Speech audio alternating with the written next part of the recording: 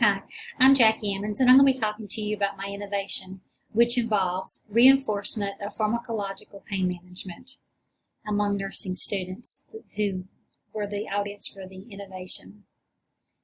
When we first started talking about or thinking about our project, thought back to the clinical times that I've been with nursing students, and I see the times that they struggle in the pharmacological aspect of managing their patients. As a bedside nurse, there are many times that you have to administer medications, especially pain medications, and you have to understand how to care for those patients.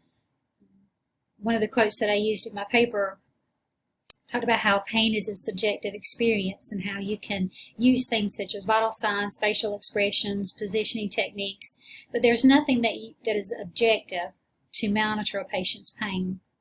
So we have to make sure that students and nurses understand how to assess a patient's pain, because in order to treat it, you have to know what assessment is. So if your patient is having a severe pain, you need to medicate them accordingly. If they're having mild pain, then you medicate them according to that. If your patient's having a very mild headache, you're not going to go and give them some fentanyl.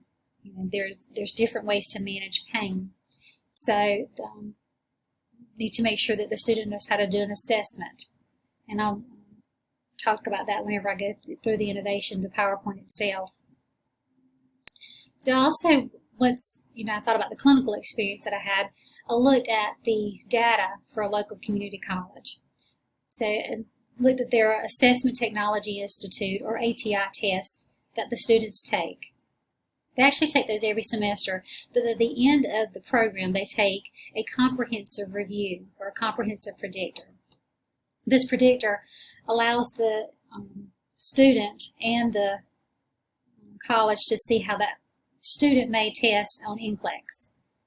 And this is important, first of all, because the student can become a nurse, but it also makes sure that the student is prepared for entry-level nursing, which is important because we want the student to be able to function in the role as a nurse. So I looked at the 2019 results, and they scored 41.7% on the pain management predictor in that section. The benchmark for the local community college is 50% and above. So you want to look at any kind of sections that have less than 50% so that the curriculum can be changed the next year to increase the knowledge of the students in the upcoming years. The theory that is going with this innovation is constructivism. And the reason that this one works very well is because it is a cognitive theory that focuses on the learner processing information. One of my citations, one of my references, talks about how this works well in online health courses because it helps the learner to self-regulate their learning, and it gives them an active participation in their learning. So due to COVID-19, the students at the local community college had to go from a face-to-face instruction to an online format, which is, as you can imagine, was a shock because it happened mid-semester. So this worked very well with my innovation and to give the students an active role in their learning. The pedagogy that was used was narrative because, again, this gives the learner an active role in their learning. With the innovation itself, the students had to do a pre-quiz. The pre-quiz consisted of 10 questions that were knowledge-based as well as analyzing an application. I felt like even though I wanted to gauge their knowledge on the topic, I also wanted to see could they apply it and analyze it. So there was a couple of those questions thrown in there to see how the student would do, because ATI uses a lot of those same questions, and so does NCLEX. Once the students completed the pre-quiz, the PowerPoint presentation was open for them to view. The PowerPoint presentation involved making sure that the student knows how to assess the patient for pain, involving the onset, duration, intensity, any aggravating factors, alleviating factors of pain, in order for them to figure out what kind of management they could use for that patient's pain.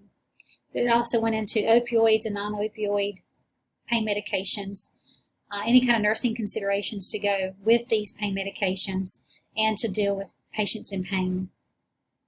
And it also talked about kind of like toxicity with acetaminophen, because sometimes there are some opioids and non-opioids mixed together to give patients pain relief, and a lot of times they have acetaminophen in there with it, and we have to make sure nursing consideration is watching for hepatotoxicity.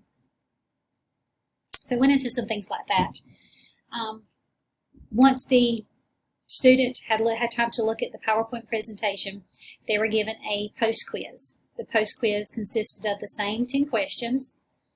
It was a mandatory assignment for the students, and they were given an allotted amount of time to complete this quiz, and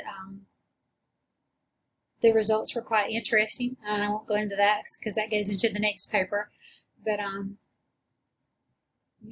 my goal was for 100% of the class to score at least an 80 on the quiz. Did not meet that, but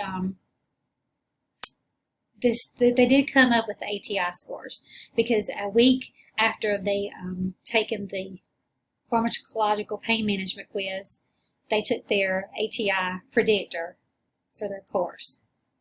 So we'll have those results for you in this session as well. I have enjoyed doing this innovation and learning more about theories that go with teaching and the different ways that you can evaluate the students, and making sure that you're evaluating the curriculum as well, because that's what the ATI, we go back and look at every section and make sure we're educating the students on what we need to be educating them on in order for them to be ready to be a nurse. If you have any questions, please let me know, and I look forward to working with each and every one of you during this session. Thanks.